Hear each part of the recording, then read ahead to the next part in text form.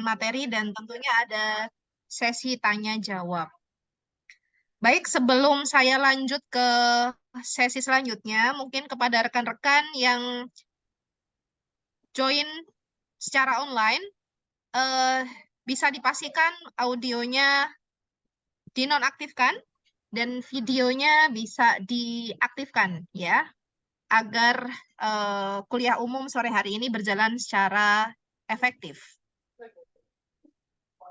Baik, rekan-rekan sekalian, seperti yang saya sampaikan sebelumnya bahwa acara kuliah umum sore hari ini merupakan hibah dari Kemendikbudristek pada program daring kolaboratif antara program studi teknik industri UTS dan STIE Bima, di mana pada sore hari ini kita menghadirkan pembicara yang sangat multi talent ya, di mana beliau adalah dengan nama lengkap Insinyur Muhammad Ali Akbar Velayati ST IPM CPM, di mana beliau lahir di Tuban ya, dengan status sudah menikah dan memiliki 2 orang putra putri. Background pendidikan beliau SDN Beji 1 Tuban, dilanjutkan di SMP 3 Tuban, SMA 1 Gresik, dan dilanjutkan di Institut Teknologi 10 November ya, di Teknik Industri. Kebetulan saya dan beliau satu angkatan di alma mater yang sama, bahkan sama-sama sempat menjadi asisten lab ergonomi. Selamat hadir Pak Akvel. Sore, Dan Bu Nurul. dilanjutkan beliau mengambil studi insinyur ya di UGM pada tahun 2020. Pengalaman kerja beliau dimulai dari menjadi sales LPG industri dan gas produk pada tahun 2012 sampai 2017 di daerah Jawa Tengah, dilanjutkan pada tahun 2018 sampai 2019 menjadi sales LPG Rayon 6 di Yogyakarta. Terus dilanjutkan tahun 2019 sampai 2020 menjadi sales brand manager 1 di Yogyakarta hingga saat ini ya, tahun 2022 sampai saat ini beliau menjadi sales brand manager 2 Bandung ya. Jadi luar biasa sekali pengalaman beliau gitu ya. Pengalaman mutasinya juga luar biasa ya Pak Akvel ya. Alhamdulillah. Baik, baik. Pak Akvel ini pengalamannya luar biasa ya, termasuk organisasi dan keahliannya beserta hobinya gitu ya. Selain pengalaman kerja, beliau juga masih hobi olahraga, menyempatkan olahraga baik itu basket, golf gitu. Dan tentunya sore hari ini kami berharap bisa mendapatkan banyak tambahan ilmu Pak Akvel dan Amin, amin. pengalaman dari Pak Akvel selaku eh, eksekutif di Pertamina gitu ya. Baik, waktu kita nanti Pak Akvel, mungkin saya manggilnya Akvel ya. Mungkin teman-teman bingung karena itu panggilan panggilan apa? Panggilan Nama panggilan. nama panggilan beliau gitu ya. Selama kuliah itu berinteraksi di kuliah waktu di ITS. Jadi beliau dipanggil Pak Akvel dan alhamdulillah bisa kita datangkan di UTS di Sumbawa meskipun masih online Pak Akvel ya. Semoga nanti bisa offline suatu saat nanti bisa Amin, bersama amin. dengan Pertamina. Amin. Tidak berpanjang kata lagi, eh, bisa disampaikan materi dari Pak Akvel dari sekarang hingga 45 menit ke depan, Pak. Baik, itu pengantar dari saya. Terima kasih kepada Pak Akvel, dipersilahkan.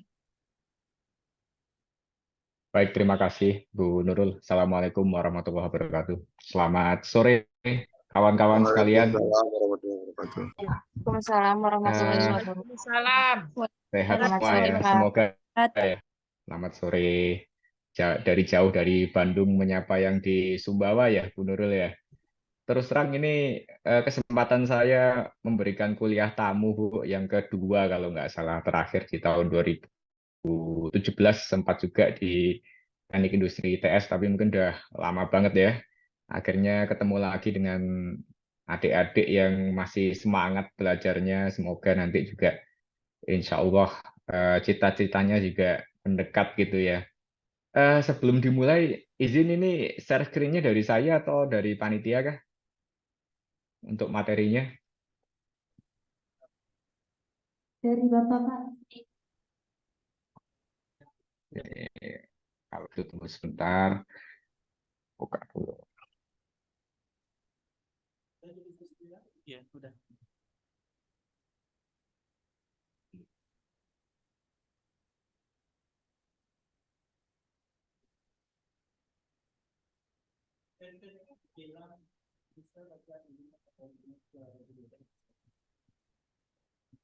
Mohon izin Pak, mungkin bisa di-share materinya ke Ibu Nurul.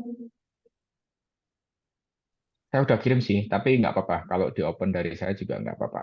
Saya udah bisa nih. Oke, baik Pak. Nah, oke, udah kelihatan ya? Sudah, Udah kelihatan? Ya? sudah Pak. Oke. Teman-teman sekalian, perkenalkan tadi Bu Nurul mungkin nyebutnya Akvel gitu ya, itu singkatan dari Akbar Velayati. Kebetulan kami satu jurusan, satu organisasi. Bu Nurul ini termasuk yang rajin, jadi akhirnya melanjutkannya agak berbeda jalur dengan saya.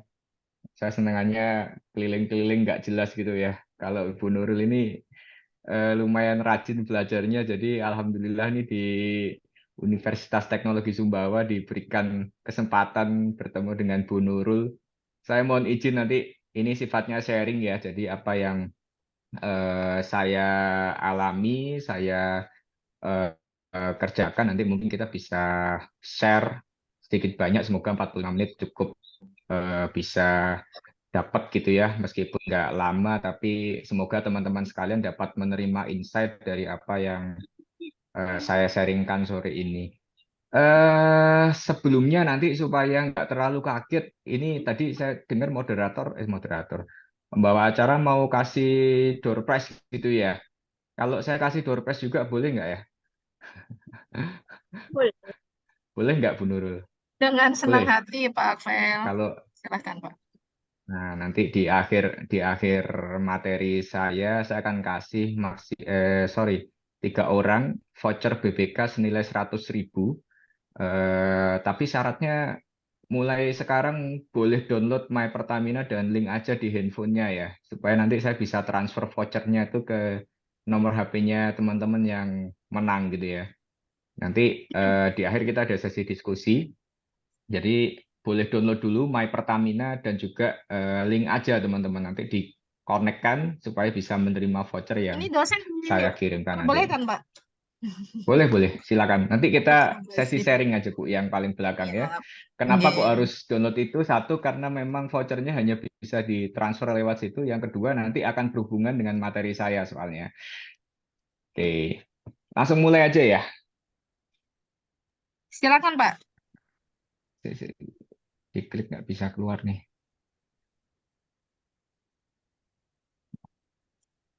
Diklik nggak bisa jalan. Oke, ini udah dijelasin sama Bu Nurul tadi. Teman-teman sekalian, saya hari ini berada di Bandung dan saat ini menjabat di Sales Branch Manager 2 Bandung, membawai Kabupaten Bandung dan juga Bandung Barat. Sebelum di Bandung, saya di Medan. Kalau Bu Nurul tadi mungkin sampaikan, saya udah pengalaman pindahnya banyak sekali. Memang saya udah pindah 5 kali, teman-teman sekalian. Jadi kalau nanti insya Allah ada rezeki ya teman-teman bergabung dengan Pertamina, ya memang harus selalu ready untuk pindah, terutama kalau yang nanti mungkin mengikuti jejak saya di pemasaran regional atau mungkin pemasaran corporate atau apalah itu ya, di Pertamina itu sudah wajib kita harus siap dipindahkan antara Sabang sampai Merauke teman-teman. Jadi saya masih beruntung belum sempat merasakan ke Merauke, tapi sudah pernah lah bertugas di Sabang meskipun hanya sebentar gitu ya. Jadi teman-teman sekalian, saya mohon izin untuk menyampaikan beberapa materi yang insya Allah nggak banyak sih, tapi semoga nanti teman-teman bisa pahami gitu ya. Sorry. Oke, eh Pertamina itu cukup luas teman-teman. Sebelum kita bahas masalah marketing research ya. Jadi kemarin kalau benar kan riset pasar ya, tapi kalau saya baca-baca sebenarnya mungkin yang lebih mendekati marketing research gitu ya. Istilah di dunia pemasaran ada salah satu dari keahlian yang saya pelajari di sertifikasi Certified Professional Marketer itu adalah marketing research gitu. Nah, sebelum menuju ke marketing research itu sebenarnya marketing research ini apa sih? Nah, sebelum ke sana saya pengen berikan sedikit gambaran bahwa kita saat ini tuh ada di mana gitu. Pertamina itu luas teman-teman. Kita subholding kalau nggak salah ada sekitar 6 subholding. Jadi Pertamina dulu mungkin yang lebih dikenal ya sudah Pertamina gitu ya. Tapi sekarang ada istilahnya yaitu subholding. Subholding ini adalah fokus bisnis yang dibangun oleh Pertamina sesuai dengan tema dari bisnis revenue yang didapatkan oleh Pertamina. Contoh ya ada subholding gas. Nah, ini artinya adalah subholding atau anak perusahaan mungkin ya yang dibentuk oleh Pertamina untuk mendistribusikan dan memasarkan gas. Nah, kalau kita posisinya ada di sini, subholding CNT, teman-teman. Jadi saya sekarang berada di subholding CNT yang membawai distribusi LPG dan juga BBM. Jadi tugasnya apa aja sih? Kurang lebih kalau branch manager di Pertamina ini dikenalnya dengan SPM gitu ya.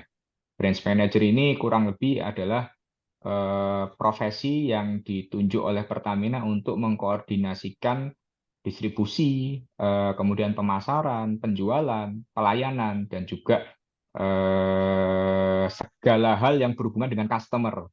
Nah, kalau kita bicara market research ini, kita tidak mungkin bisa jauh-jauh dari customer. Dan dilalah profesi saya memang sangat berhubungan dengan customer ini, terutama customer di bidang BBM dan juga LPG. BBM-nya yang mana, Pak? Yang SPBU, mungkin teman-teman sering mampir ya kan.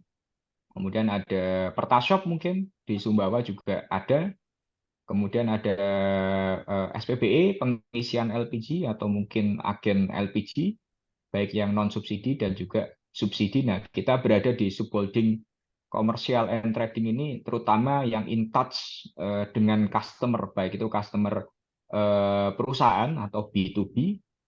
Kalau saya kebetulan memang lebih diarahkan untuk customer yang berhubungan dengan retail ya, atau B2C.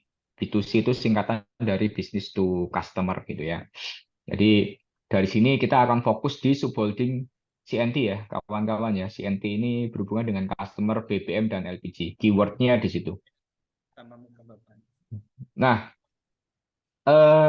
non-renewable energy development ini sharing sedikit saja. Jadi kalau teman-teman mungkin bertanya-tanya, Pak, Pertamina ngapain sih ke depan kalau misalkan mobil listrik sudah mulai banyak, kemudian BBM sudah mulai berkurang. Pertamina itu bisnisnya apa? Nah, ini saya sharing sedikit bahwa Pertamina sekarang sedang menyiapkan banyak hal untuk menuju world class energy company gitu ya. Kalau dulu mungkin teman-teman atau mungkin sekarang gambarannya Pertamina ya jualan minyak lah ya.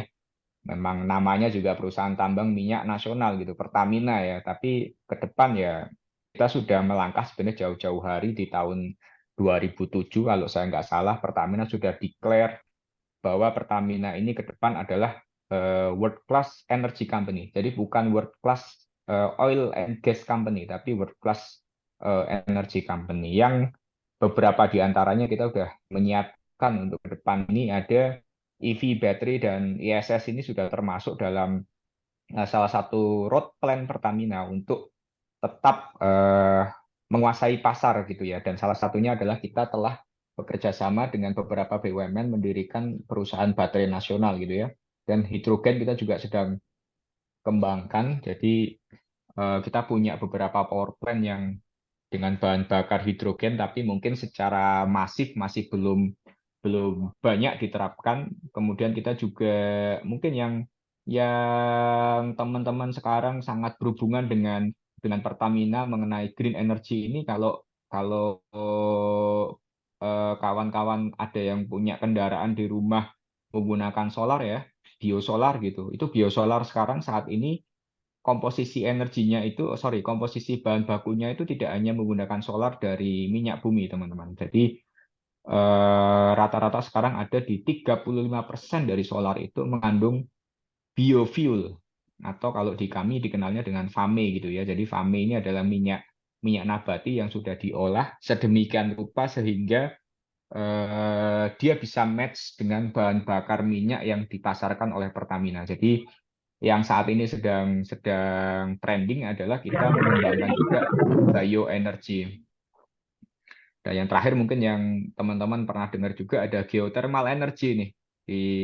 Contoh di Kamojang yang ada di Garut, ini kita juga kembangkan power plant dengan bahan baku panas bumi. Jadi namanya geothermal energy karena memang kita bisa mengabsorb panas bumi ini dan kita rubah menjadi energi listrik. Nah, ini yang akan lebih sustain ke depan karena belum diketahui kapan expirednya ya. Kalau ngomongin minyak bumi ini kita sudah berhitung ini di sekitar tahun 2030 ini bisnis BBM akan mulai decline, Bu Nurul. Jadi bisnis BBM itu di tahun 2030 kita prediksi akan mulai decline. Kalau sekarang harus diakui masih growth cukup tinggi.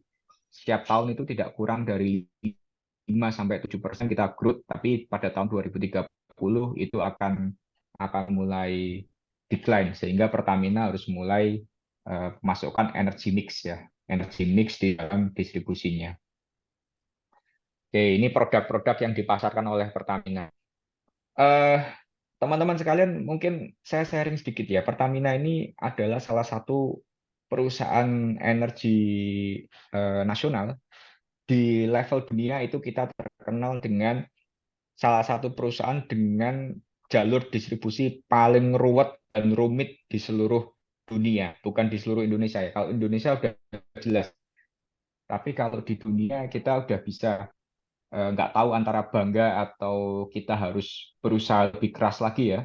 Pertamina ini jalur distribusinya, jalur pemasarannya paling ruwet karena kita punya 12.940 channel distribusi, teman-teman. SPBU kita ada 6.172. Ini data tahun 2022, jadi 2023 karena masih ongoing gitu ya, kita perlu update lagi, tapi overall di tahun 2022 kita bukukan ada 6.172 SPBU seluruh Indonesia, pertasopnya ada 4.900, agennya juga luar biasa ya, ada agen minyak tanah ada 298, ini belum termasuk yang LPG. Jadi saya baru sampaikan yang bahan bakar minyak dan produknya luar biasa banyak juga. Kalau BBM mungkin teman-teman hanya familiar beberapa, tapi kalau pelumas ini jumlahnya ada sekitar 127, banyak sekali.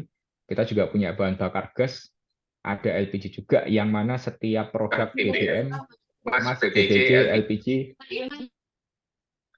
ini karakteristik distribusi dan pemasarannya sangat berbeda-beda. Oke, saya punya pertanyaan untuk yang hadir nanti, mungkin boleh dipandu ya, Bu Nurul ya. Kenapa sih dengan background Pertamina seperti tadi, marketing research ini begitu penting gitu?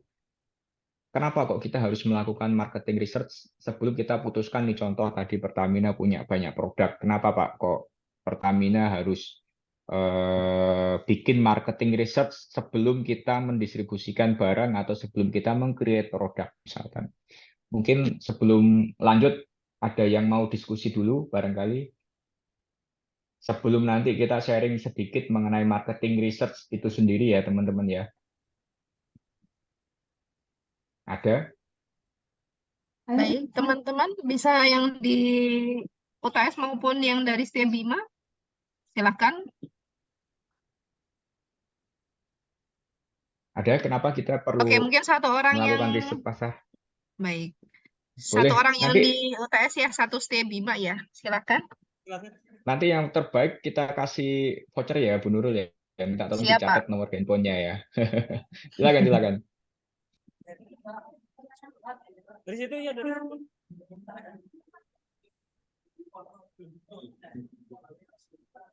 Baik, sebelumnya Bismillahirrahmanirrahim. Assalamualaikum warahmatullahi wabarakatuh. Waalaikumsalam. Waalaikumsalam warahmatullahi wabarakatuh.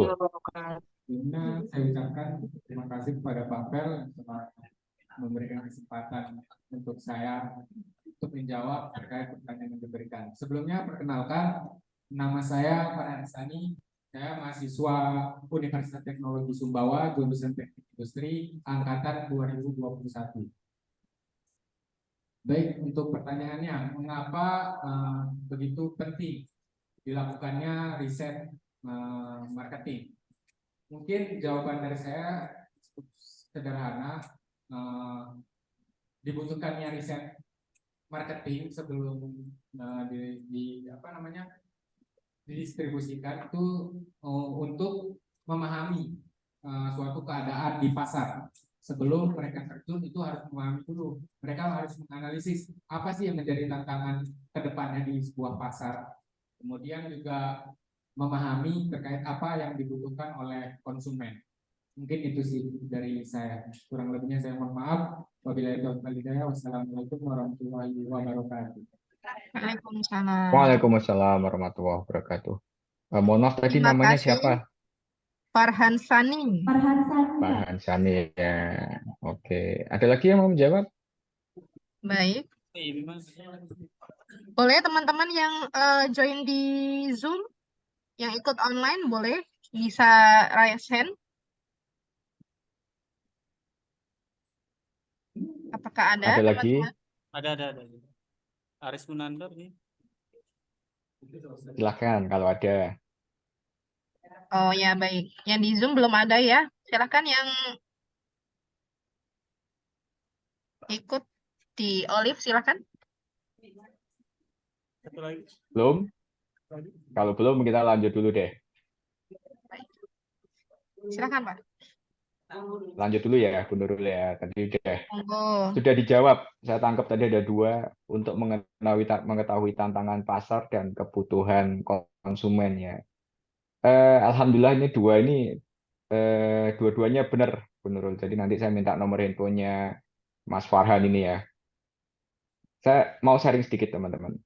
Kenapa kok kita perlu marketing research? Nah, ini saya ambil dari materi sertifikasi saya pada saat mengikuti ujian kompetensi riset marketing riset ya. Yang pertama adalah teman-teman ini kalau ada yang pengen jadi marketer atau mungkin nanti berkecimpung di dunia marketing 4C ini harus hafal karena nanti ke depan mungkin akan berkembang jadi 5C, 6C, 7C, who knows gitu ya. Tapi ada 4 hal yang saat ini menjadi pedoman kenapa kok kita mesti melakukan riset pasar. Yang pertama, value migrator atau perubahan. Perubahan ini banyak faktornya teman-teman ya. Jadi mungkin yang paling berasa itu kalau dulu zaman saya sama Bu Nurul ini zamannya kalau Jarkom itu pakai SMS gitu ya. Kalau sekarang pakai WhatsApp gitu. Kenapa kok pakai WhatsApp ya? Karena memang lebih simple gitu ya, simply connected antara satu orang dengan orang lain. Jadi value apa yang kita kerjakan dulu dan sekarang itu sudah sangat berbeda. Jadi kita perlu melakukan riset apakah ini contohnya misalnya apakah HP Nokia 3110 gitu ya masih diperlukan di tahun ini atau mungkin di tahun-tahun berikutnya. Nah, ini change ini juga harus menjadi perhatian kita. Jadi perubahan yang terjadi di dalam lingkungan kita atau di dalam market kita, di dalam pasar kita, ini kita harus bisa menangkap. Yang kedua ini customer ya teman-teman. Kalau customer ini luas sekali. Contoh tadi Pertamina punya banyak produk. Ada customer pelumas, ada customer BBM, ada customer LPG. Nah, masing-masing ini punya value atau punya keinginan berbeda-beda. Contoh misalkan kalau kita ngomongin BBM nih ya. BBM yang paling gampang sekarang kita dapatkan ini contoh Pertalite dan juga Pertamax gitu. Nah, pertanyaannya adalah apakah customer itu saat ini sudah memahami gitu. Kalau dia pakai Pertalite dan Pertamax ini bedanya apa sih? Apa sih keunggulan antara Pertalite dan juga Pertamax? Nah, apakah Pertamina perlu untuk membuat produk baru misalkan? Karena Pertamax, Pertalite nggak bisa dibedain nih, Pak. Apakah kita perlu bikin produk baru? Nah, kita mestinya mengikuti dari value yang diharapkan oleh customer. Jadi untuk menjawab perlu atau tidaknya kita membuat suatu produk baru, ya kita lihat customer-nya dulu. Perlu nggak customer-nya ini terhadap produk itu gitu ya. Kemudian value decider atau company. Jadi kawan-kawan company atau perusahaan kayak Pertamina gini boleh dia punya pandangan bahwa oh ini produk ini nggak perlu dikeluarkan misalkan. Tapi kembali lagi kalau kita hanya berkaca kepada diri sendiri atau kepada eh, company oriented only itu sudah ketinggalan zaman kawan-kawan. Makanya kita bicaranya bukan 1C company. Kalau dulu mungkin beberapa tahun lalu kita hanya bicara company mungkin. Kita nggak ngomongin Pertamina 20 tahun lalu masih sebagai regulator penyalur BBM. Semua regulasi, semua peraturan Pertamina yang buat, kawan-kawan. 20 tahun yang lalu. Tapi saat ini 180 derajat. Pertamina diposisikan sebagai operator yang mana sudah tidak berhak membuat aturan. Pertamina harus menyesuaikan aturan-aturan yang dibuat oleh pemerintah tapi tetap harus bisa menangkap kebutuhan dari customer dan menghasilkan profit untuk negara gitu ya. Dan yang terakhir ini kompetitor. Mungkin kalau di Sumbawa kita belum belum ketemu ya kompetitornya Pertamina itu nggak tahu saya di Sumbawa ada Shell atau enggak. Kalau di kota-kota besar, wow Shell sudah banyak kawan-kawan. Vivo, ada BP gitu ya. Yang mungkin kita ini juga salah satu penggemarnya ya barangkali di ini dan di dalam persaingan bisnis ini kita sudah tidak bisa melihat melihat hanya dari sisi brand image ya karena ternyata persaingan antar perusahaan oil and gas itu sangat ketat dan diwarnai dengan banyak kompetisi yang tidak sehat gitu ya. Jadi mungkin kawan-kawan juga saya singgung sedikit ya, sharing sedikit ya. Beberapa waktu lalu ada isu tentang Pertalite itu boros gitu ya. Itu misalkan kita udah cek di semua lini lini media massa dan mostly yang memberikan komentar atau yang memviralkan terkait dengan Pertalite itu adalah memiliki pola-pola menginformasikan atau menggoreng itu sama gitu. Jadi memang nggak hanya kalau di dunia politik ya buzzer itu jalan, ternyata kalau di dunia perusahaan juga sangat keras gitu ya. Artinya kompetisi ini berlangsung tidak tidak hanya head to head bentuknya ada, oh ini ada SPBU Pertamina, ini ada SPBU kuning gitu ya. Ternyata nggak seperti itu saja teman-teman.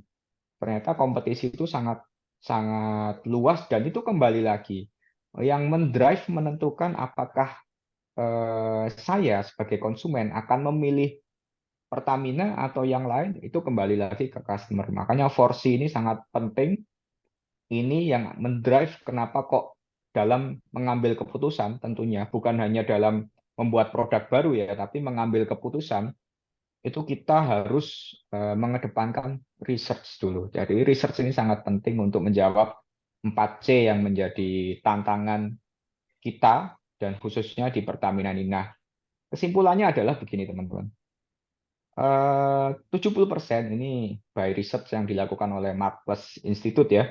70% dari kualitas keputusan itu sangat tergantung dari kualitas data dan informasi. Jadi kalau kita sedang melakukan riset, itu sangat menentukan hasil yang kita dapatkan apakah itu valid atau tidak. Jadi kalau misalkan Pertamina disodori pilihan gitu ya, Pak, hilangin Pertalite-nya Pak supaya Pertamina lebih untung gitu ya.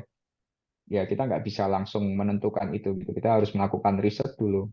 Kita harus cek di forsinya bagaimana. Change-nya kira-kira kalau dihilangkan dampaknya gimana ke Pertamina? Apakah migrasi value-nya ini sudah bisa nggak? Masyarakat sudah bisa nggak bedain Pertalite atau Pertamax? Oh, ternyata nggak bisa. Begitu kita putuskan Pertalite hilang, yang ada Pertamina 7 turunan di demo oleh masyarakat ya. Itu salah satu contoh teman-teman bahwa decision quality itu sangat tergantung dari informasi dan data yang dihimpun. Karena Pertamina tadi mungkin sudah saya share sedikit, sekarang sudah bukan regulator lagi. Kalau dulu mungkin sama seperti pemerintah ya, bikin peraturan sendiri, bikin undang-undang sendiri tentang minyak dan gas. Tapi sejak Undang-Undang Migas tahun 2002 nomor 21 kalau nggak salah ya, itu sekarang Pertamina sudah menjadi operator gitu. Oke, saya lanjut. Ini yang salah satu yang menjadi guidance kita dalam melakukan marketing research, sorry. Itu marketing research itu sebenarnya apa sih? Jadi adalah proses untuk mendesain, mengumpulkan, menganalisa, dan mereport informasi. Informasi dan data ini berbeda, kawan-kawan. Kalau data kita ngomong secara global, semua ya kita masukkan ke dalam data. Tapi gimana kita bisa mengolah data menjadi informasi, itu yang akan membedakan kita. Itu yang akan mendistinguish kita antara kita ini orang biasa atau orang yang sudah melakukan riset gitu ya. Jadi mungkin untuk kawan-kawan yang di sini kalau menerima sebuah data ya diolah menjadi informasi itu butuh effort, kawan-kawan. Nah, inilah yang akan menentukan apakah keputusan kita itu problem solving untuk marketing problems kita atau enggak gitu. Kalau misalkan kita hanya bisa mengambil data tanpa kita bisa mengolah menjadi informasi, ya itu tidak akan menjadi impact yang cukup oke gitu ya dari problem solving yang kita buat gitu. Nah, ini gambarannya teman-teman. Nanti mungkin sambil berjalan, saya ingin kawan-kawan gunakan framework ini dalam melakukan marketing research proses. Yang pertama adalah mendefine problem. Jadi kalau kita diminta ngambil suatu keputusan itu, misalkan tadi ya kita pakai pakai apa ilustrasinya adalah menghapus Pertalite gitu ya untuk meningkatkan profit. Jadi kenapa kok saya ajak kawan-kawan mikir ini, karena Pertamina ini kalau distribusi Pertalite ini posisinya masih 50-50 teman-teman. Kadang untung, kadang rugi. Karena kalau sesuai dengan Perpres 191 tahun 2014, Pertalite ini termasuk bahan bakar yang sifatnya bersubsidi. Tapi istilah yang lebih gamblang adalah berkompensasi. Jadi Pertalite ini didistribusikan belum tentu mendapatkan ganti dari pemerintah. Jadi contoh gini, misal gini. Kalau harga jual sekarang di angka 10.000, sementara harga tebus Pertamina di harga minyak dunia itu di angka 12.000, maka 2.000 yang menjadi selisih antara harga jual dan harga tebus Pertamina tadi itu akan ditanggung oleh Pertamina. Nah, 2.000 selisih tadi itu dibayarkan atau tidak selisihnya ya hanya insya Allah hanya Gusti Allah dan pemerintah yang tahu gitu ya. Jadi dorongan untuk menjual produk non subsidi terutama Pertamax gitu itu sangat besar. Nah, saya ambil sampel ini nanti apakah teman-teman juga bisa membantu saya untuk mendefine problems kira-kira kalau Pertalite-nya dijual ini nanti apa yang akan terjadi. Ayo kita sama-sama coba mikir-mikir bareng nih. Kira-kira kalau jadi Pertamina, kalau misalkan Pertalite dihapus, untung Pertamina naik nih, tapi ributnya di mana-mana nih. Nah, kita define problems dulu. Nanti apa masalah yang akan terjadi kalau kita diminta untuk melakukan penghapusan Pertalite. Ini kita berandai-andai aja teman-teman ya. Jadi ini nggak terjadi di dunia nyata, tapi kita berandai-andai belajar untuk melakukan marketing research proses ya, karena kita akan mendelete satu produk nih. Jadi tadi saya berikan ilustrasi juga kalau nambahin produk, tapi kita coba kita bikin ilustrasi, kita delete satu produk nih. Nah, setelah problemnya kita definisikan sedetail mungkin, kita buat hipotesanya. Hipotesanya berarti gini ya, kalau kita delete Pertalite, nanti akan terjadi kerusuhan misalkan. Atau yang kedua Pak, dengan Pertalite dihilangkan, ini harga pokok mungkin naik, tapi Pertamaxnya juga nggak naik juga jualannya misalkan gitu. Boleh. Jadi memformulasikan hipotesa ini adalah sama seperti kawan-kawan kalau melakukan tugas akhir ya. Jadi sebelum kita memutuskan solusi, kita juga harus punya hipotesa dong. Hipotesanya apa nih? tentang atau dugaan-dugaan apa nih yang kita buat kalau misalkan problem tadi sudah kita jabarkan.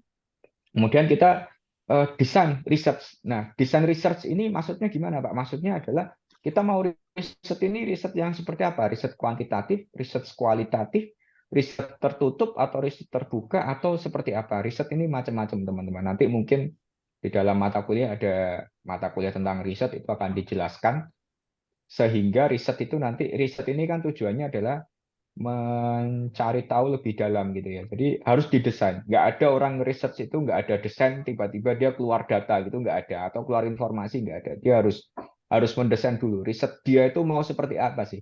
Atau risetnya ini mau menghasilkan apa? Nah, riset macam-macam jumlahnya tapi intinya setelah kita punya hipotesa oh kemungkinan itu A, B, C. Jadi untuk membuktikan kemungkinan A, B, C tadi itu risetnya seperti apa yang kita buat nanti. Apakah kita risetnya terbuka, riset tertutup, kita penggalian datanya lewat wawancara, kuesioner, dan lain-lainnya, teman-teman ya.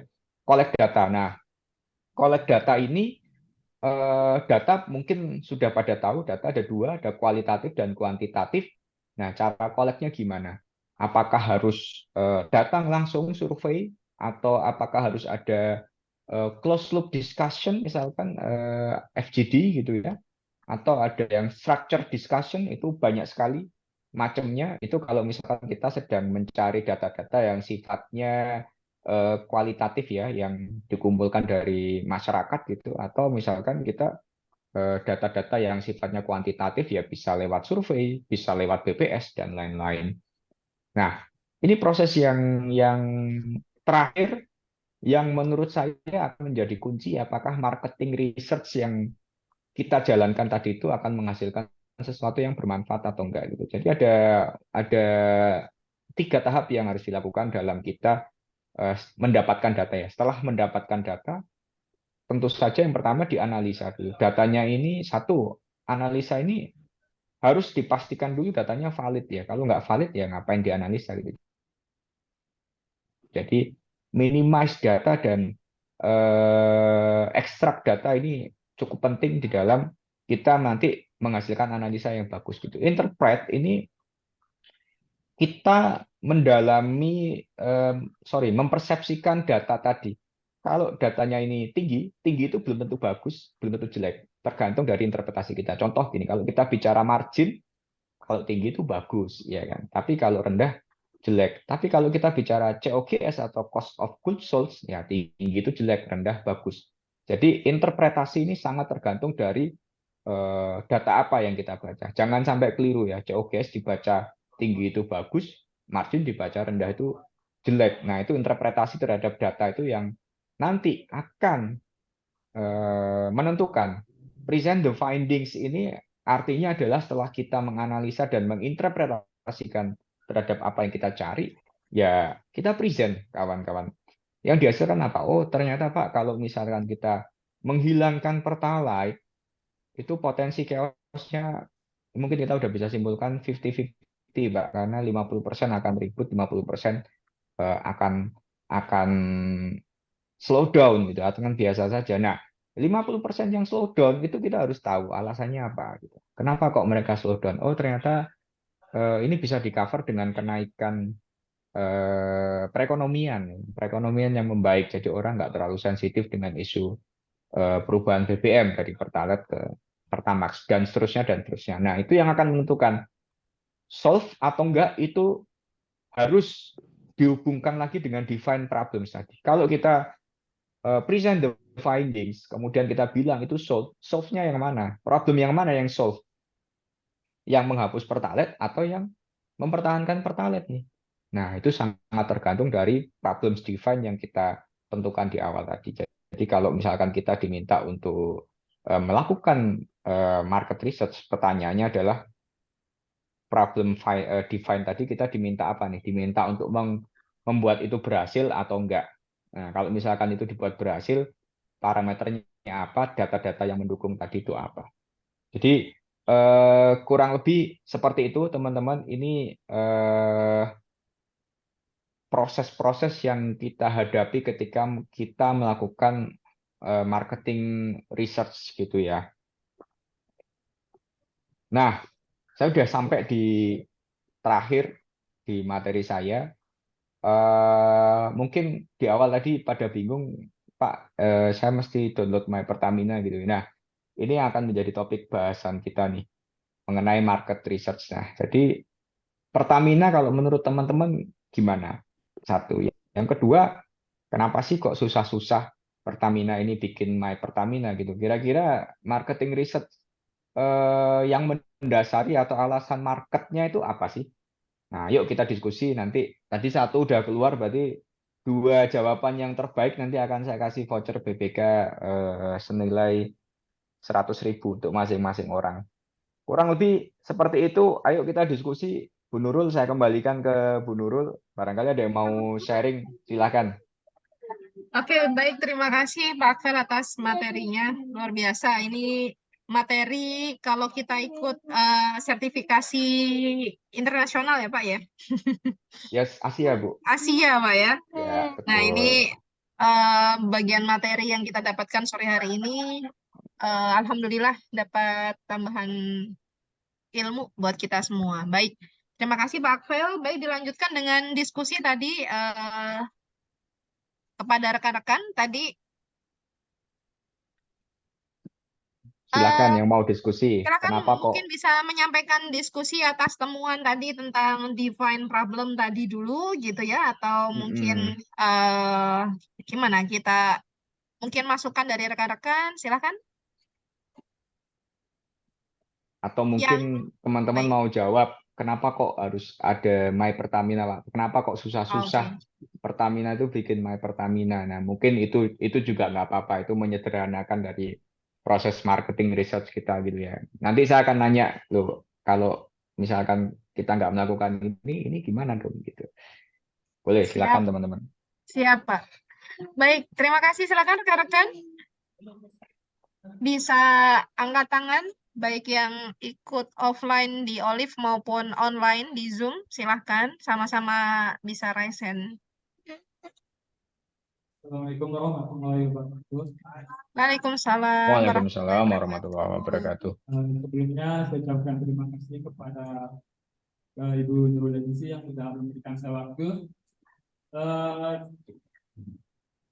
Permisi Pak, di sini saya berdiri ini mungkin ingin menyampaikan mengapa perusahaan Pertamina itu membuat suatu aplikasi atau alat pembayaran online gitu di HP Pak, buat aplikasi Pak.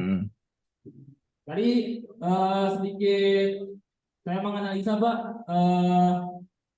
mengapa perusahaan itu membuat aplikasi My Pertamina. Dari analisis saya mungkin dari segi marketnya kenapa perusahaan Pertamina membuat aplikasi itu, karena dari marketing sendiri kita melihat masyarakat pada zaman sekarang suatu transaksi itu diciptakan itu sudah berbasis online gitu Pak. Kita banyak melihat masyarakat sekarang kita menggunakan sebuah fasilitas kayak Dana, GoPay, itu kan suatu transaksi online Pak, yang menjadi market dari suatu perusahaan itu sendiri, sehingga membuat masyarakat itu melakukan transaksinya lebih nyaman dan mudah Pak. Dan juga saya melihat di aplikasi My Pertamina sendiri dapat memberikan suatu diskon atau suatu promosi sendiri gitu di aplikasinya sendiri gitu Pak. Jadi sehingganya dengan adanya My Pertamina ini, aplikasi My Pertamina ini membuat pelanggan lebih mudah gitu Pak melakukan pembayarannya. Karena saya melihat masyarakat sekarang banyak menyimpan uang itu di dompet online gitu Pak. Entah itu di Dana, GoPay atau sejenisnya Pak. Mungkin itu dari saya Pak.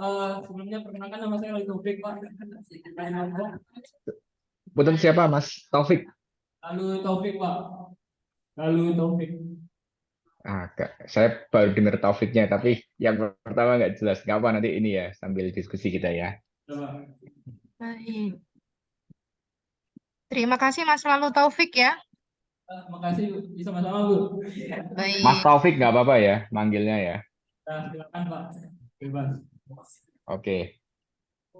Sebelum sebelum yang kedua, saya kasih clue lagi ya. Jawabannya benar.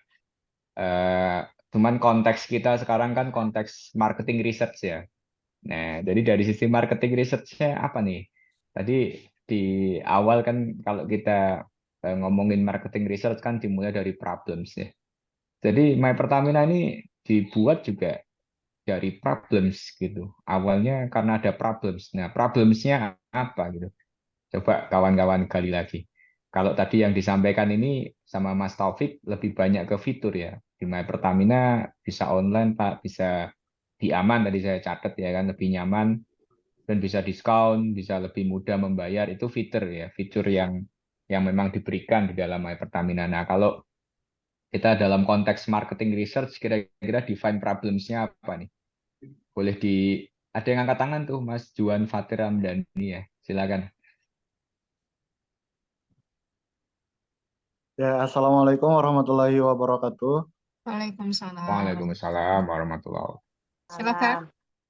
Sebelumnya, perkenalkan nama saya Juan Fatir Ramdhani dari Program Studi Teknik Industri Angkatan 2023.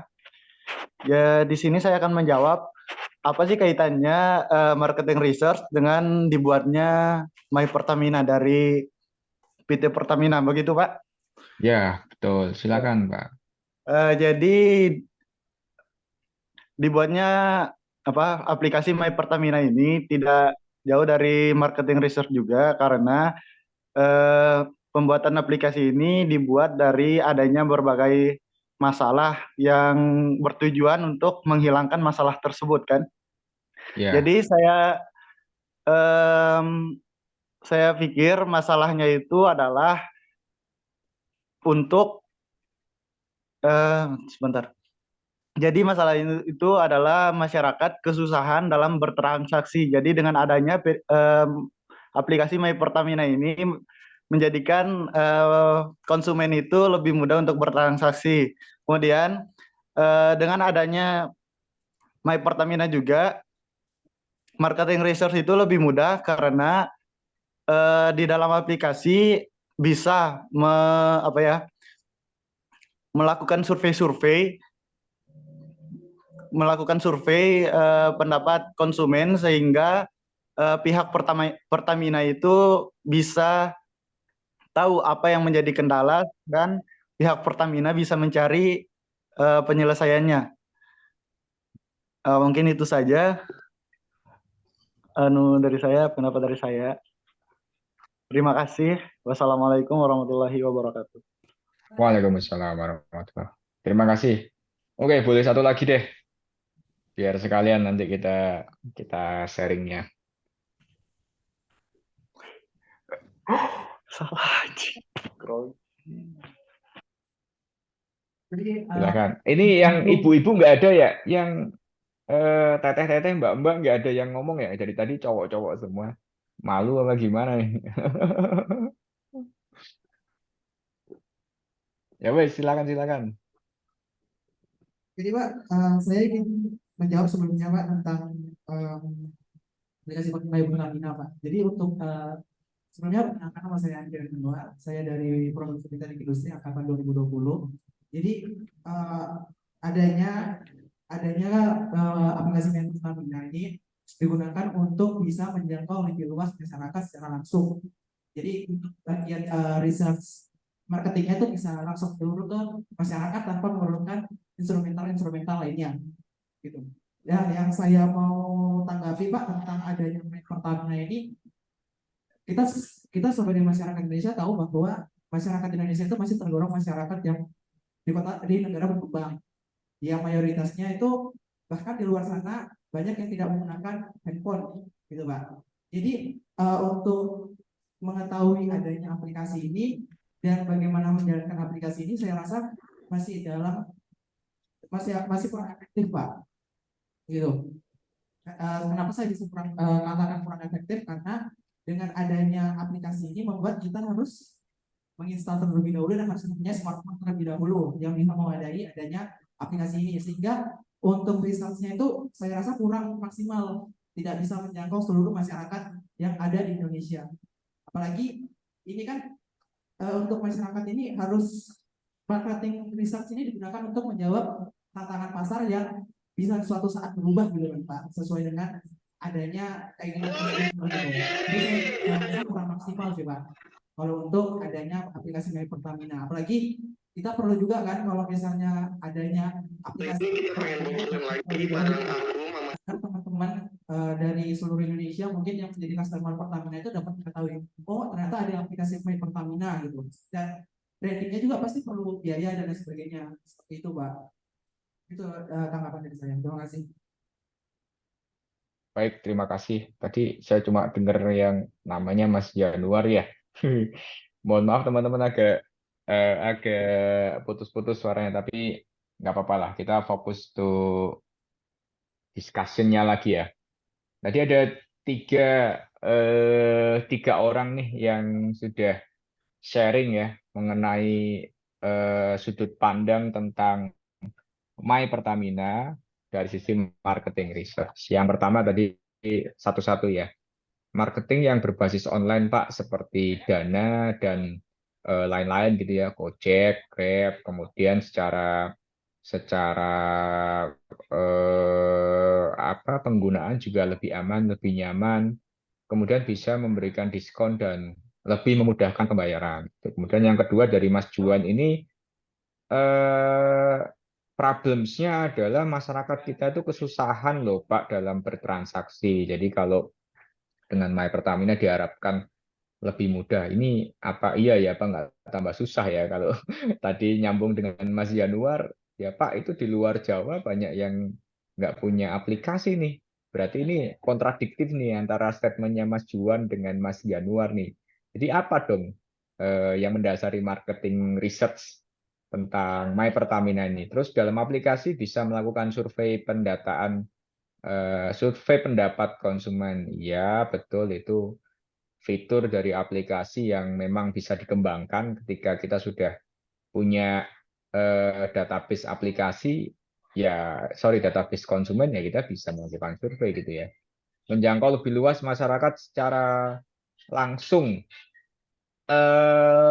Sebenarnya menjangkau masyarakat lebih luas secara langsung ini kalau Pertamina ya, karena tadi di awal sudah kita sampaikan dari Sabang sampai Merauke distribusi kita sudah paling complicated di dunia gitu ya. Ini mungkin BBM dan bahan bakar yang lain kita ini udah menjangkau lebih cepat gitu dibandingkan dengan My Pertamina. Terus kenapa Pak kita mesti tetap buat My Pertamina? Oke, kata kuncinya kembali lagi teman-teman. Mungkin saya sharing lagi ya, karena ini sekaligus praktis nih buat teman-teman nanti kalau diminta Bu Nurul untuk melakukan riset pasar ya kita back to prinsip lagi ya. Kita bicara tadi di awal kita ngomong masalah porsi teman-teman ya. Change-nya apa sih change-nya? Tadi udah hampir betul ya. Change-nya orang-orang sekarang menggunakan handphone. Kalau dulu mungkin nggak semua orang punya handphone, tapi sekarang punya handphone. Tapi untuk mengarah bahwa aplikasi itu lebih mudah, yes, aplikasi mungkin secara habit itu lebih mudah, tapi kita ngomongin change dulu. Kalau kita lihat hampir semua orang itu punya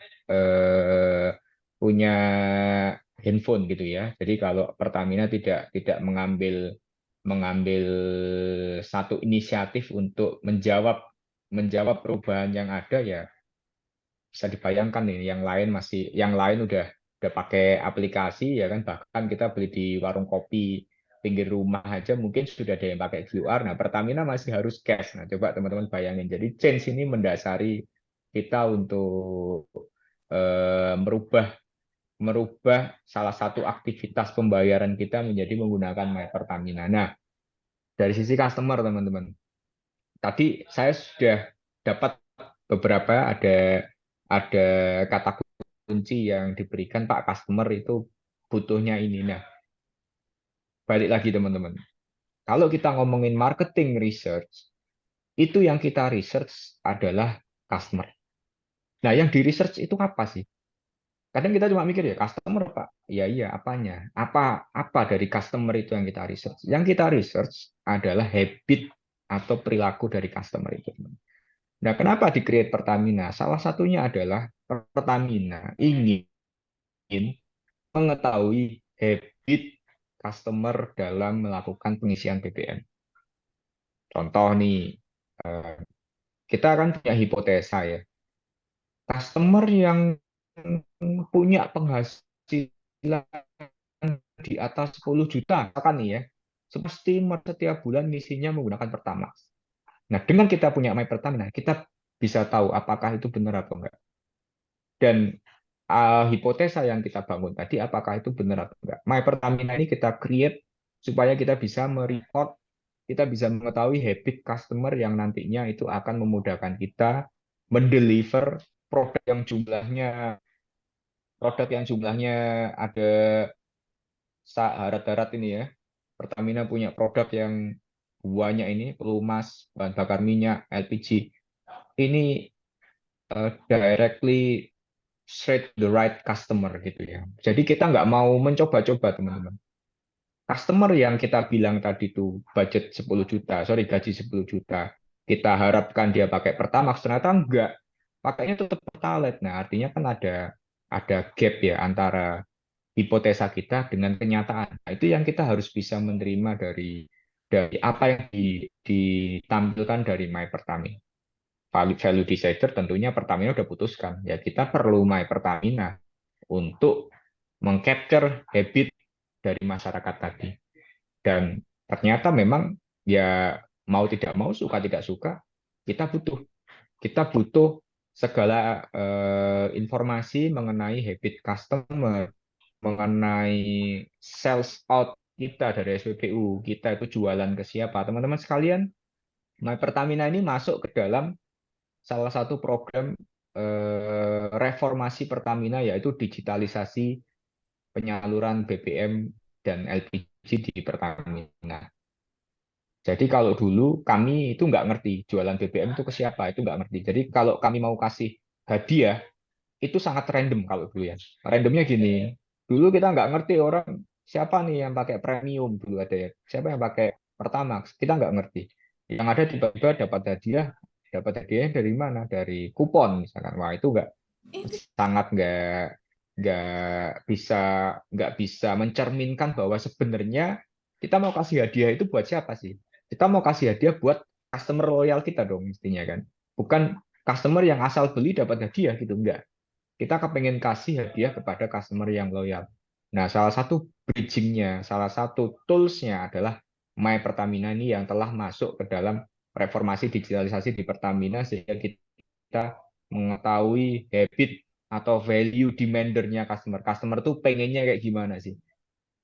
Di satu sisi yang lain itu mau secara tidak langsung meng-create tadi itu fitur yang disampaikan oleh kawan kita tadi bahwa ya kalau kita pakai online itu bisa lebih cepat Pak bayarnya, bisa lebih aman, nyaman. Ya itu salah satu fitur yang dihasilkan dari My Pertamina. Nah kalau ada yang belum coba dicoba dulu ya. Value supplier kompetitor ini tentu saja teman-teman. Nggak cuma Pertamina ternyata yang buat aplikasi. Saat ini juga si Kuning juga mulai bikin, Mobile Indo Station juga bikin, dan lain-lain. Akhirnya pada ngikut buat My Pertaminanya sendiri gitu. Karena ternyata memang database customer ini nggak murah teman-teman. Dan Pertamina dengan segala upayanya kita harus lebih dekat kepada konsumen sehingga salah satu touch-nya adalah kita kepingin pada saat kita memberikan reward kepada customer, itu kita tahu bahwa customer yang kita berikan reward tadi adalah customer yang memang bonafit untuk kita berikan reward. Jadi kawan-kawan sekalian, balik lagi ke marketing research, define problems-nya, kita bisa belajar lagi nanti kapan-kapan yang mau sharing-sharing silakan. Jadi kalau kita bicara masalah contoh tadi My Pertamina, problems-nya apa sih? Problems-nya adalah ternyata Pertamina ini masih belum punya data gambaran mengenai habit atau value demandernya customer. Sehingga kita perlu bikin My Pertamina supaya kita bisa tahu contoh tadi itu kita memberikan apresiasi apresiasi, reward, diskon, dan lain-lain itu sesuai dengan yang kita harapkan. Kalau selama ini kita nggak punya data, jadi Pertamina itu kuasai market pasar di retail itu, teman-teman jangan nganggap Pertamina ngapain Pak orang monopoli. Teman-teman, Pertamina sudah nggak monopoli lagi ya sejak Undang-Undang Migas nomor 22 tahun 2001. Pertamina sudah nggak monopoli. Kalau teman-teman main ke Jawa, itu jumlah SPBU Shell itu sekarang sudah ratusan lebih. Pertamina sudah nggak monopoli, sehingga Pertamina perlu advance, perlu lebih jauh lagi berkompetisi. Jadi hal-hal seperti marketing research My Pertamina tadi ini itu sudah termasuk di dalam kajian strategis kita untuk mendapatkan database yang optimal, mendapatkan capture dari perilaku konsumen kita sehari-hari. Nah, mungkin yang agak beda ini My Pertamina yang kemarin agak ribut. Mungkin yang terakhir dimaksud tadi itu My Pertamina yang sempat menjadi trending topik berkaitan dengan My Pertamina ini ya. My Pertamina dipakai untuk pembayaran produk subsidi ya. Kayaknya kemarin sempat trending topik. Padahal itu hoax ya teman-teman ya. My Pertamina itu dibagi dua sebenarnya. My Pertamina satu dari sisi aplikasi yang memang kita gunakan untuk pembayaran BBM sehari-hari. Yang kedua itu ekosistem My Pertamina, teman. Ekosistem My Pertamina ini salah satu fiturnya adalah menyediakan pendaftaran untuk subsidi tepat. Nah, ini sharing sedikit lah. Kenapa di awal tadi saya kasih clue Pertalite itu dihapus aja. Kemudian ini bukan pendapat pribadi ya, tapi kita tadi lagi lagi berikan satu problems supaya saya ngerti persepsinya kawan-kawan terhadap problems tadi seperti apa. Jadi Pertamina ini nggak mudah, teman-teman. Satu sisi kami harus mendistribusikan barang bersubsidi yang kalau salah sedikit itu konsekuensi dari finansial maupun sosialnya gede. Satu sisi kami juga diminta untuk mendeliver margin yang cukup besar yang kita kembalikan lagi kepada negara supaya Pertamina tetap menjadi perusahaan yang bonafit gitu ya. Karena satu-satunya perusahaan yang saat ini, salah dua atau salah tiga lah, perusahaan BUMN yang masih 100% punya negara ini ya Pertamina, yang sahamnya masih 100% dimiliki oleh negara, di luar PLN dan juga KAI ya. Jadi kawan-kawan sekalian, mindset dari yang My Pertamina tadi itu sudah ada dua hal. Yang pertama yang untuk subsidi memang ada fitur untuk mendaftar BBM bersubsidi, untuk membeli BBM bersubsidi yang tepat sasaran. Karena Pertamina tadi mungkin kita kalau ngomongin Pertalite terlalu ekstrim ya dihapus ya. Tapi kita punya opsi kawan-kawan yaitu men-shifting bahwa Pertalite ini harus tepat sasaran. Jadi yang beli itu ya kita harapkan dengan ekosistem My Pertamina kita tahu yang beli ini adalah orang-orang yang memang punya kebutuhan untuk menggunakan Pertalite. Bukan orang-orang dengan gaji 10 juta yang kita harapkan dia pakai Pertamax, ternyata dia pakai Pertalite. Nah, kurang lebih seperti itu teman-teman. Diskusi kita sore hari ini dari 3 yang nanya tadi. Kalau boleh saya kasih voucher untuk penanya pertama dan yang kedua ya, Bu Nurul ya. Nanti minta tolong nomor handphonenya paling lambat hari Rabu nanti insya Allah saya transfer vouchernya. Kurang lebih itu, barangkali ada yang ditanyakan, saya kembalikan ke Bu Nurul. Mana tahu kurang jelas penjelasannya. Terima kasih. Baik, terima kasih Pak Akvel. Jadi mungkin itu penyampaian sederhana dari Pak Akvel ya terkait background mengapa My Pertamina itu hadir dan didesain gitu ya. Tentunya tidak jauh dari riset pasar sebenarnya gitu ya. Tadi disampaikan bahwa apa yang diriset adalah habit dari para pengguna atau customer dari Pertamina sendiri dan begitu banyak tujuannya sebenarnya gitu ya. Baik, mungkin apakah masih ada, karena waktu kita sudah habis sebenarnya. Mohon izin kepada Bu Kaprodi mungkin satu pertanyaan atau satu tanggapan mungkin ya Bu. Mohon tambahan waktu 5 menit gitu ke depan. Mungkin dari rekan-rekan ada yang bisa menyampaikan satu pertanyaan terakhir atau mungkin tanggapan terkait materi yang disampaikan pada kuliah umum sore hari ini? Baik, Bu Nurul, untuk waktunya mungkin bisa diperpanjang sedikit. Karena untuk informasi, kami dari panitia juga sudah menyiapkan door prize yang nilainya lumayan ya, bukan hanya 10.000. Oh, benar. Baik, baik. Ini lumayan lah nilainya, ada foto cerita, segala macam. Dan juga dari Sedima mahasiswa dari Sedima yang bergabung di Zoom, diharapkan aktifannya karena hadiah ini juga bisa untuk teman-teman di Zoom ya, nggak cuma di sini ya. Oke.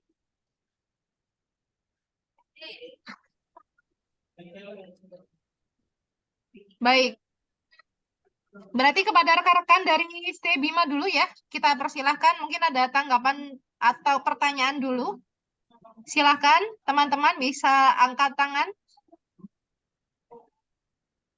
Apakah ada? Mohon membantu saya untuk memonitor. Ibu izin bertanya, Ibu. Baik, silakan. Oke, pertama saya perkenalkan dulu. Perkenalkan, nama saya Ita Tripurnamasari. Saya dari kampus Bima. Mohon maaf, izin bertanya dulu, Pak. Ini salah satu yang membuat PT Pertamina itu rugi itu dalam sistem hal apa saja ya, Pak? Kalau bisa ditanyakan masalah pengelolaan dalam sistem rugi atau labanya, Pak. Oke, langsung dijawab atau gimana, Bu Nurul? Atau mau dikolek dulu?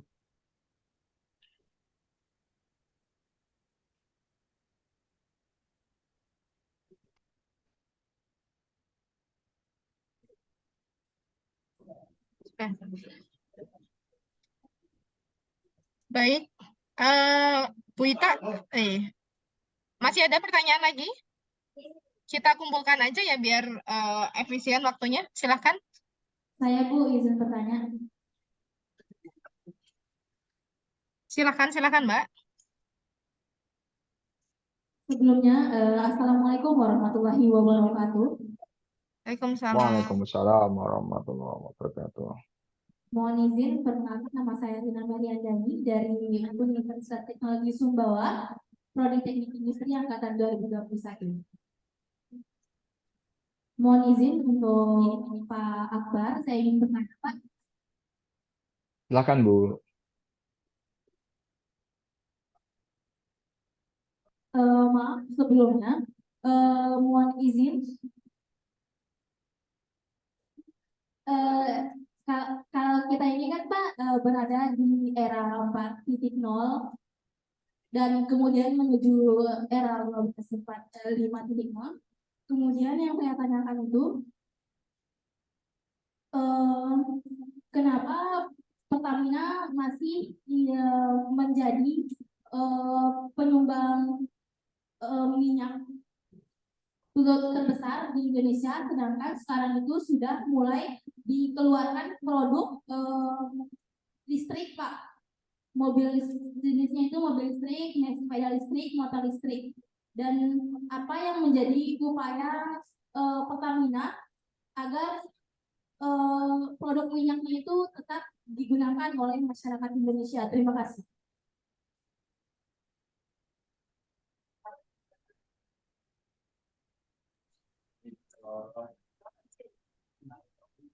Oke, lagi mungkin satu lagi terakhir. Silakan satu lagi.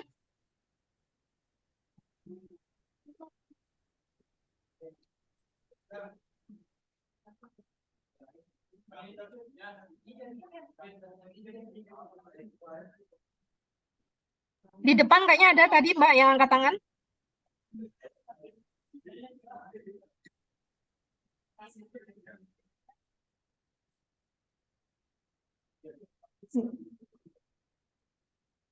Assalamualaikum warahmatullahi wabarakatuh. Waalaikumsalam warahmatullahi wabarakatuh. Saya Rahma Razaka dari program studi teknik industri Universitas Teknologi Sumbawa tahun 2021. Yang ingin saya pertanyakan Pak, apakah selanjutnya karena di era yang sekarang kendaraan listrik semakin banyak, apakah selanjutnya posisi Pertalite itu akan sama dengan posisi premium gitu. Terus bagaimana langkah-langkah dari pihak Pertamina-nya sendiri apabila ada perubahan yang seperti itu Pak, perubahan bahan bakar gitu Pak, gimana dari pihak kesiapan dari pihak Pertamina-nya sendiri? Itu sih Pak. Sekian dan terima kasih. Terima kasih. Baik, bisa kita cukupkan ya berarti pertanyaannya. Dipersilakan kepada Pak Akvel untuk memberikan tanggapan. Baik, kawan-kawan, terima kasih pertanyaannya. Ini pertanyaan nomor 2 dan nomor 3 ini ada kesamaan ya. Jadi kita sudah masuk ke industrial ini yang 4.0 ya, sebentar lagi masuk 5.0. Kenapa kok Pertamina masih menjual BBM? Mungkin tadi ada yang menyimak penjelasan saya bahwa teman-teman yang BBM ini saat ini masih sangat vital kawan-kawan. At least sampai tahun 2030 itu masih akan growth. Ya, itu teman-teman pahami dulu. Kenapa kok kami masih cukup percaya diri bahwa BBM ini masih growth? Kalau kawan-kawan ini main ke Jawa, perhatikan sekarang bahkan ini Bu Nurul dekat kampus kita sudah ada 2 SPBU kompetitor, BP sama Shell. Jadi kalau ditanyain Pertamina kenapa kok masih sibuk jualan BBM? Ya karena masih ada margin yang didapatkan dan growth yang cukup bagus di dalam menjual BBM. Karena walau gimana pun BBM adalah core competence Pertamina dalam berbisnis ya teman-teman ya. Dan kita sudah mengukur bahwa tahun 2030 itu masih akan growth, dan setelah tahun 2030 itu baru akan stuck dan menuju decline di tahun 2040. Dan yang kedua alasannya kenapa kok Pertamina masih menjual BBM ya? Kami akan kembalikan pertanyaan itu kepada kawan-kawan sekalian. Kalau Pertamina nggak jual BBM, kira-kira motornya bisa jalan nggak? Itu. Jadi Pertamina ini teman-teman menanggung 2 beban. Saya bilang beban karena tidak sepenuhnya itu menghasilkan profit buat Pertamina. Yang pertama, beban pertama adalah beban sosial bahwa kita harus mendistribusikan BBM untuk mengamankan ya sirkulasi ekonomi yang ada di negara ini. Coba teman-teman bayangin aja, kalau misalkan sorry saya sebut merek ya, Shell atau BP atau Vivo nggak jualan, kira-kira ngaruh nggak? Kira-kira ngaruh nggak kalau mereka nggak jualan? Ya mungkin di media sosial ribut gitu ya, nggak ada pilihan nih. Tapi motor masih bisa jalan teman-teman. Tapi kalau dibalik, Pertamina yang nggak jualan, kira-kira chaos nggak?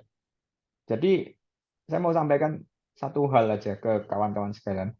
Pertamina ini bukan perusahaan yang sempurna pada dasarnya, namun suka nggak suka, cinta nggak cinta, kita sebagai warga negara wajib mencintai Pertamina. Kenapa saya bilang gitu? Karena kalau mau ngancurin negara ini paling gampang ya tinggal dihancurkan aja depo-depo minyaknya Pertamina. Contoh nih Priok collapse, shutdown, itu satu Jakarta shutdown. Satu Jakarta shutdown, nggak ada minyak, nggak ada LPG. Bayangin, satu hari Jakarta nggak ada minyak, nggak ada LPG, kira-kira negara chaos nggak? Itu siapapun presidennya, siapapun gubernurnya, insya Allah tumbang. Jadi kalau mau menjaga Pertamina, simple. Ya kita sama-sama, ayo kita gunakan produk Pertamina. Kalau misalkan ada kekurangan di dalamnya, sekarang Pertamina nih, saya di background saya ada 135 nih. Ini teman-teman boleh ngeluh, boleh curhat apa saja tentang Pertamina. Insya Allah nanti akan masuk ke kontak center kami dan kita akan merespon keluhan kawan-kawan itu dengan sebaik-baiknya. Contoh kalau di Bandung nih nanti yang merespon saya nih kalau ke 135 gitu ya. Nah, yang kedua,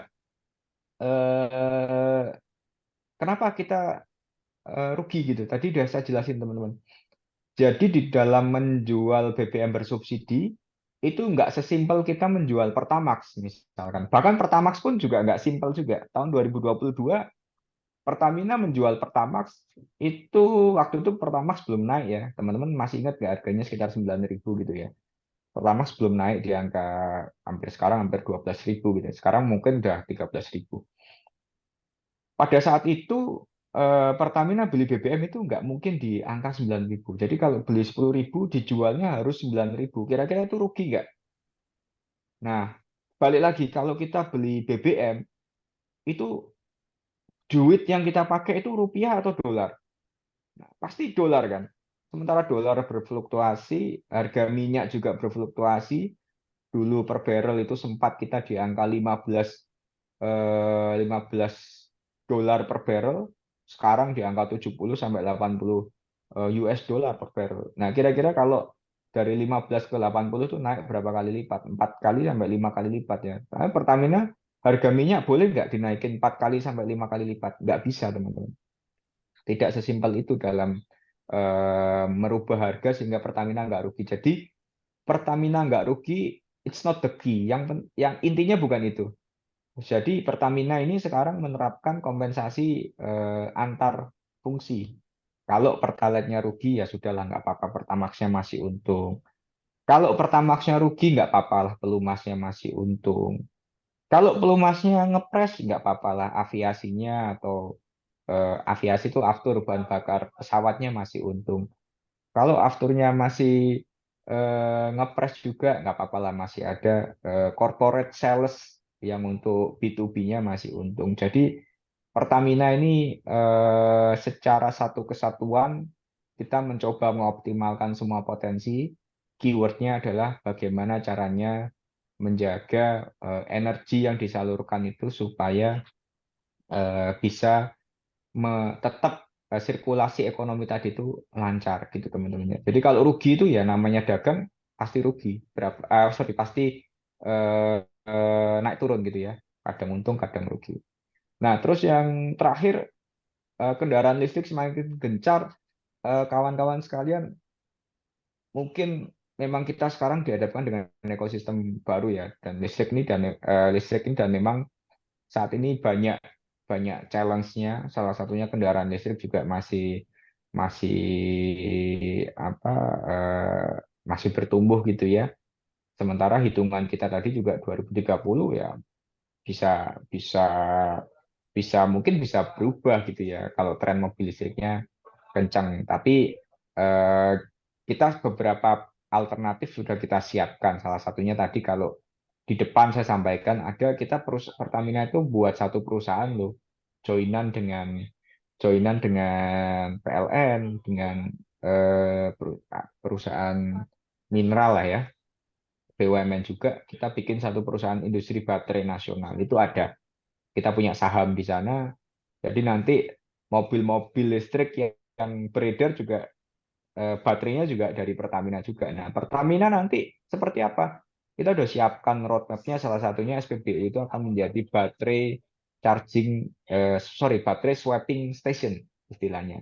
Jadi kalau ada mobil atau motor yang kalau misalkan kehabisan baterai, nggak perlu charging di situ nunggu 15 menit sampai 30 menit, dia bisa swap baterai aja, tukar baterainya, nanti baterainya yang ngecharge tetap Pertamina. Nah, permasalahannya saat ini, challenge-nya adalah energi listrik itu sekarang masih dimonopoli oleh PLN. Jadi PLN ini yang pegang segala kebijakan tentang jual beli listrik. Jadi Pertamina nggak bisa serta-merta nih. Makanya langkah awalnya adalah kita membangun industri baterainya dulu. Masalah jual beli listriknya nanti kita akan melihat kondisi gitu ya mungkin teman-teman ya. Nanti sinergi apa yang akan dilakukan oleh Pertamina dan juga PLN supaya ini bisa berjalan. Nah, kalau yang pertanyaan terakhir, upaya apa supaya BBM masih digunakan? Ini sudah ada hitungannya tadi, 2030 ke 2040, itu prosesnya, mungkin teman-teman juga udah belajar tuh kalau produk itu ada proses growth, ada proses mature, ada proses decline gitu ya. Sampai 2030 itu kita masih proses growth. Nah, mature-nya nanti di 2030 sampai 2040. Jadi yang sekarang dilakukan Pertamina adalah penguatan jaringan dan penguatan data customer, habit customer, itu yang kita lakukan supaya pada saat nanti tiba waktunya produk BBM ini decline, Pertamina ini ngerti harus ngapain gitu ya kepada customer-nya. Apakah Mungkin kita juga bisa shifting ke perusahaan listrik juga, who knows, nggak ada yang tahu. Karena sampai sekarang pun juga listrik mostly kalau di luar Jawa ya banyak juga yang masih pakai BBM juga gitu ya. Jadi kalau mobilnya listrik tapi power plant-nya masih pakai BBM juga banyak gitu. Pakai gas juga banyak power plant-nya. Intinya kalau ngomongin energi bersih itu kita harus lihatnya secara makro ya. Kalau ngomongin marketnya itu apakah shifting atau enggak, sudah pasti shifting. Tinggal sekarang bagaimana caranya Pertamina menjaga supaya shiftingnya enggak terlalu jauh atau supaya shiftingnya ke produk Pertamina juga. Kurang lebih seperti itu teman-teman. Semoga cukup menjawab. Saya kembalikan ke moderator. Terima kasih. Baik Bapak, karena Bu Nurul sedang ada satu dua hal, jadi saya menggantikan sementara sebagai moderator.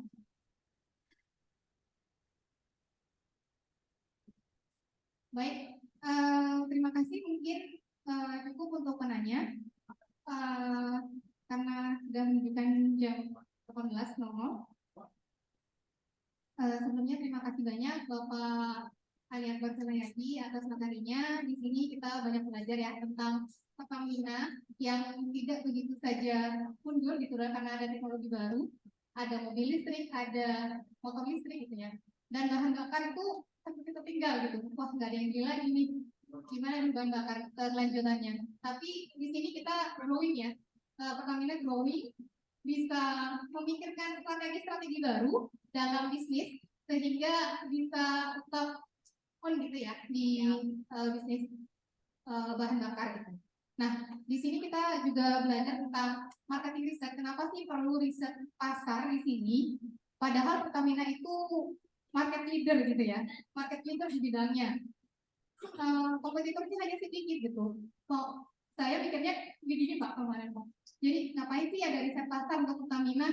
Toh nggak riset pasar pun juga banyak yang beli gitu. Sudah untuk banyak gitu. Kenapa sih harus riset pasar? Padahal kompetitornya sedikit. Nah di sini kita terjawab ya. Mesti riset pasar itu seperti apa? Untuk BUMN sekelas Pertamina aja riset pasar gitu. Apalagi sekelas UMKM atau company-company baru yang baru muncul gitu, riset pasar ini sangat diperlukan gitu ya dalam prosesnya. Baik, terima kasih Bapak. Sertifikat. Oke. Ada. Baik, karena ini Pak kami siapkan sertifikat online untuk Pak Akbar. Mohon maaf nanti mungkin akan kami kirimkan ke alamat Bapak. Juga ada juga Baik, Bapak Bu. dari UTS. Mungkin nanti saya alamatnya saya kirimkan ke alamat. Baik. Boleh, Bu. Terima kasih.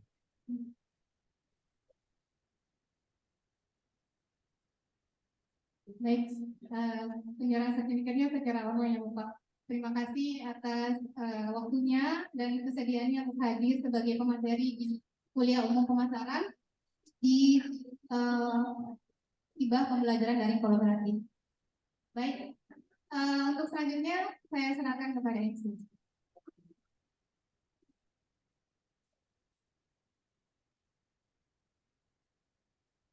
Baik, terima kasih Bapak Ibu dan juga teman-teman sekalian. Acara selanjutnya yaitu pembagian door prize dan sudah ada 9 nama yang akan dibagikan door prize pada sore hari ini.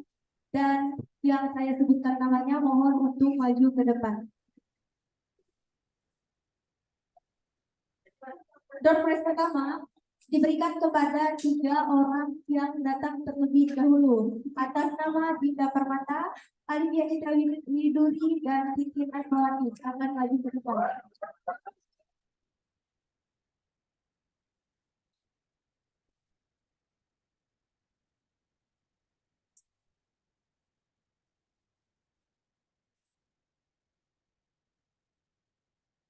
Door prize selanjutnya adalah untuk teman-teman yang sudah bertanya atas nama Farhan Sadi, atas nama Juan, atas nama Andrian Anwar, atas nama Rina Mary Andani, atas nama Ahmadul Azhara, dan atas nama Lalu Taufik. Silakan maju ke depan.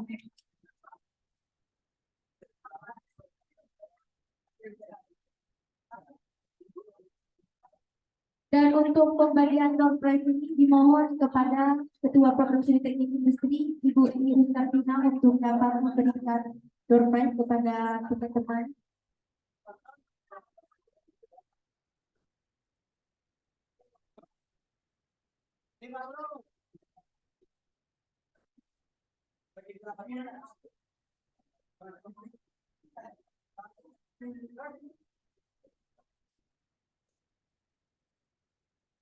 Door prize-nya untuk 5 orang hadir langsung, kemudian 4 orang untuk pulsa ya. Nanti bisa kirim saya nomornya untuk saya transfer pulsa.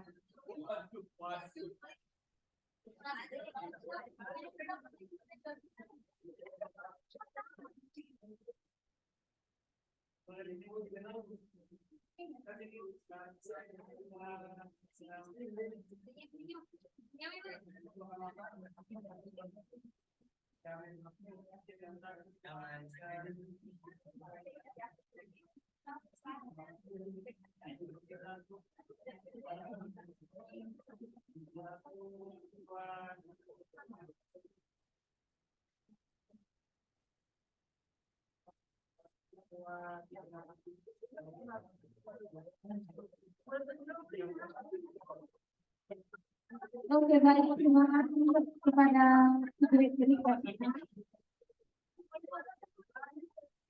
dan selamat kepada teman-teman pemenang door prize. Semoga bermanfaat.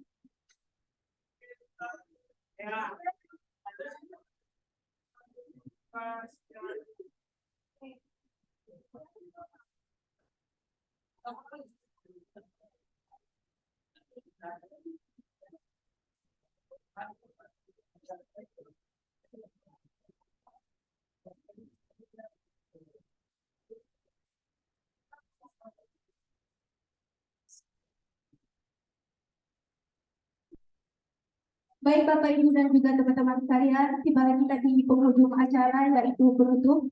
Dan sebelum acara ini ditutup, kami selaku panitia ingin mengucapkan banyak-banyak terima kasih khususnya untuk pemateri kita pada sore hari ini. Bapak Insinyur Muhammad Akbar Narayati SD IPM CPM yang telah berbagi ilmu yang sangat luar biasa dan semoga apa yang beliau sampaikan dapat bermanfaat bagi kita semua. Dan kami dari panitia mengucapkan mohon maaf yang sebesar-besarnya apabila ada kesalahan kata dan juga hal yang kurang berkenan di hati Bapak Ibu dan teman-teman semua. Akhir kata, marilah kita tutup acara sore hari ini dengan sama-sama melafazkan kalimat Alhamdulillah.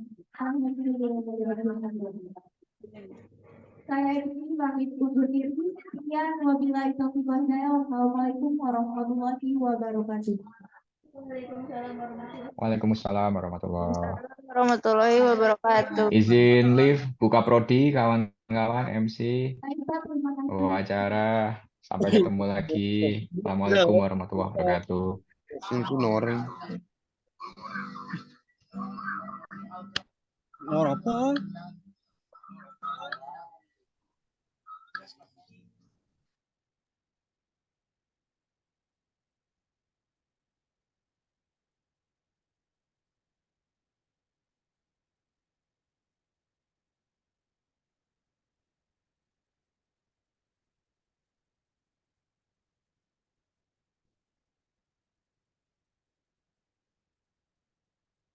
Live ya. Udah lu stop record. Udah stop ini record.